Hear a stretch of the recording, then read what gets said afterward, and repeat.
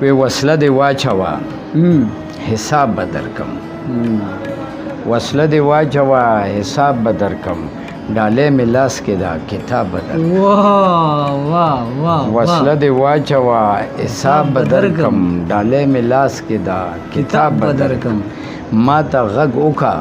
خو به ولې نه یم ما ته غږ وکړه خو به ولې نه یم په مرګ وده نه یم جواب به درکم خپله پښتو لولې پښتو لیکې دا زمونږ په د چاپېرچل کې چې کوم مړي وشي مونږ په لوډ سپیکر کې اعلان وکړو په پښتو کې اعلان وکړو چې پلان کې مړ دی جنازه به په فلاني طریقې کې او چې کله لیک ته راشو چاټ نو بیا بلې ژبې ته راشو دا ډېره د افسوس خبره تاسو هغه چاټونه په پښتو کې لیکئ قدرمندو مینوالو سلامونه نیکی هیلې او احترامات مې ومنئ ستاسو ورور ستاسو قربا حضرت علي اسرت یم هیلهمن یم چې روغ به یې جوړ به یې او د ژوند په خوږو خوږو ساعتونو کې به یې قدرمندو نننی پروګرام مو د پښتو ژبې یو نامور شخصیت پروفیسر اسیر منګل صاحب خواته راوړی دی غوښتل مې چې د هغوی نه خوندور کلامونه ریکارډ کو تاسو ته په دې شیشه باندې وړاندې کړو منګل صاحب تاسو ته په پروګرام کې هرکلی او په خیرالی ویم ډېره مننه حضرت علي اسرت صاحب چې ته منګل کې تا پورته راغلی په دې ګرمۍ کې ډېره زیاته ګرمي ده نن ته راغلی او د پښتو ژبې او ادب خدمت کوې او هغه کسانو سره چې هغه د پښتو ادب او ژبې خدمتګار دي خدمت یې کوي سرڅڼې کوي هغې پسې ګردې مرقې کوي نو ستا هم یو جهان مننه دا ستاسو حق جوړیږي منګل صاحب تاسو د پښتو ژبې چې څومره خدمت کړی دی هغه د چا نه پټ نه دی ټولې دنیا ته معلوم دی چې منګل صاحب د ادب په دنیا کې څومره خدمت کړی دی او کوي لګیا دی منګل صاحب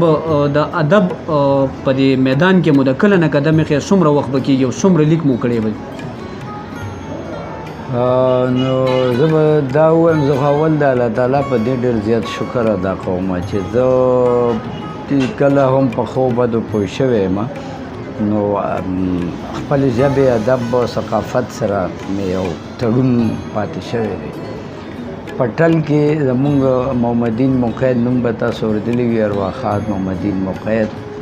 چې هغه ګیله مې زپوق یو مشهور نظم سردار علي ټکر د هغه ویلی دی نو د هغه په یاد کې به مشاعرې کېدې مونږ ماشومان وو راتلو به هغه مشاعرې ته نو په هغه مشاعرې کې به د پښتونخوا د ګوټ ګوټ نه لوی لوی شاعران راتلو نو هغه یو دغه تاثر و چې مونږ به اخیستو او زه به دا وایم چې زما لومبی زده کړې پلیټفارم چې و هغه مشاعره هغه د مشاعرې پلیټفارم نو هغې نه مونږ یو اثر واخیستو او بیا چې زه کله هغه سړی عملي ژوند ته راشي نو لومبی شروع ما دلته کې د یو د معاون مدیر په حیث وکړه د پریس انفارمیشن ډپارټمنټ دا یو ډپارټمنټ دی چې تعلق یې مرکز سره دی اسلام آباد سره نو هغه وخت کې کال 1980 کې زه راغلی وم نو هغه وخت کې هغې یو مجله به ویسته میاشتنۍ اباسین ډېره مشهوره مجله وه نو هغې زه معاون مدیر شوم نو هم د پښتو خدمتو مونږ به هغه مجله د پبلیسټي وه حکومت خو مونږ ما سره ملګری حیران خټک صاحب و هغه مدیر و نو مونږ هغه رساله ډېره ادبي کړله که تاسو زمونږ ریکارډ وګورئ شپږ اتیا اوه اتیا نهه اتیا 92 کې زه رالم لیکچرر شوم پروفیسر شوم نو تاسو وګورئ چې هغې کې مونږ څومره د ژبې د ادب خدمت کړی دی نو بس په لنډه توګه به زه دا ووایم چې ما تر اوسه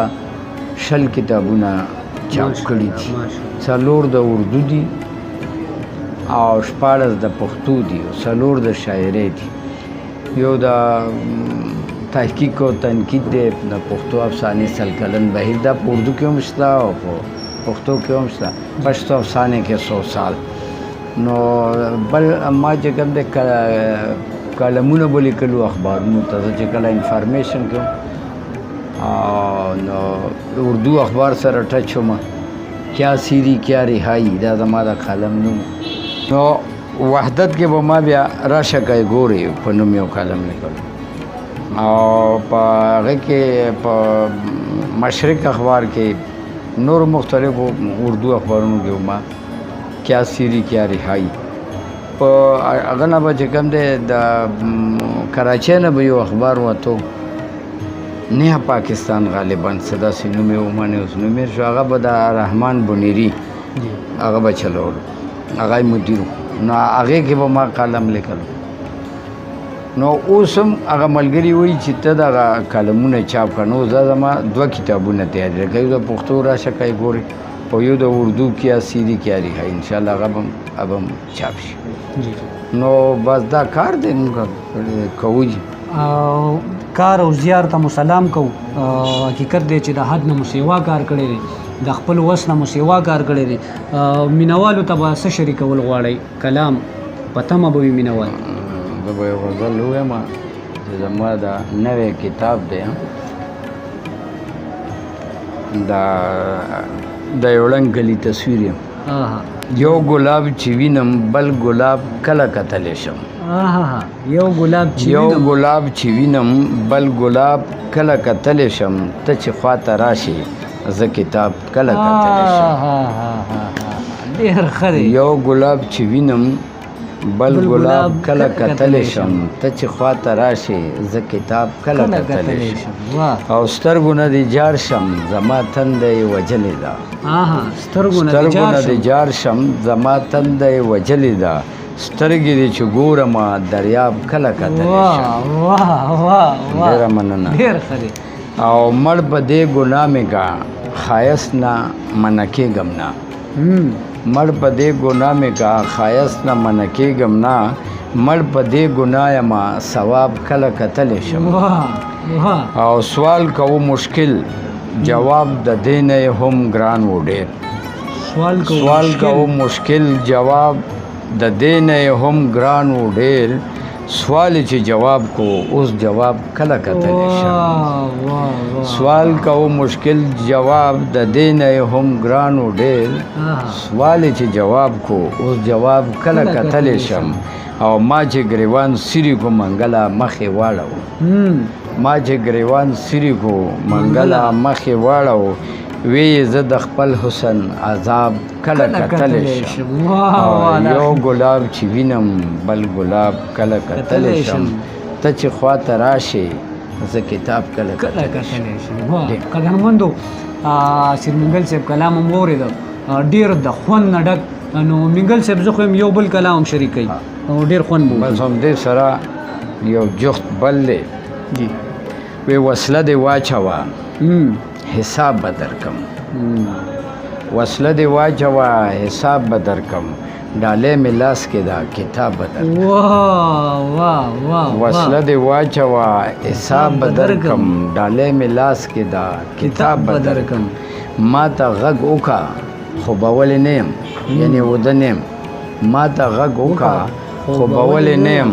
په مرګ وده نه یم جواب به درکم ما ته غږ وکړه خو به ولې نه یم په مرګ وده نه یم جواب به درکم او د ازغو څوکې به کړم ماتې زړه کې د ازغو څوکې به کړم ماتې زړه کې ستا چې سپرلی خوښ دی ګلاب به درکم د ازغو څوکې به کړم ماتې زړه کې ستا چې سپرلی خوښ دی ګلاب به درکم او زما د زړه تارونه مه ټنګوه زما د زړه تارونه مه ټنګوه که شوم ټپه بلا عذاب به درکم زما د زړه تارونه مه ټنګوه که شوم ټپه بلا عذاب به درکم او منګله تږې دی الله راوله منګله تږې دی الله راوله د خپلو اوښکو ډک دریاب به درکم او وسله دې واچوه حساب به درکم ډالۍ مې لاس کې ده کتاب به درکم ډېر زبردست منګل صاحب ړه خو نه کېږي چې دا ټول کتاب هم تاسو ویل موږ نه کېږي چې یاره بس شي نو اخري پیغام به مینوالو ته څه ویل غواړئ اخیری پیغام به د خپلو د زلمی کول ته دا ورکما چې نن سبا د ګلوبل ویلیج دا آنلاین دا یو داسې وبا البته دا یو وبا به زه ورته ووایم چې هغې کې لګیا دی کامونه ختمیږي او دا عالمي سامراج یو دا سوچ دی یو دا فکر دی چېرې دا ټوله دنیا زه په خپل رنګ کې رنګ کړم بل رنګ هغه نه مني نو موږ دا وایو چې زموږ پښتانه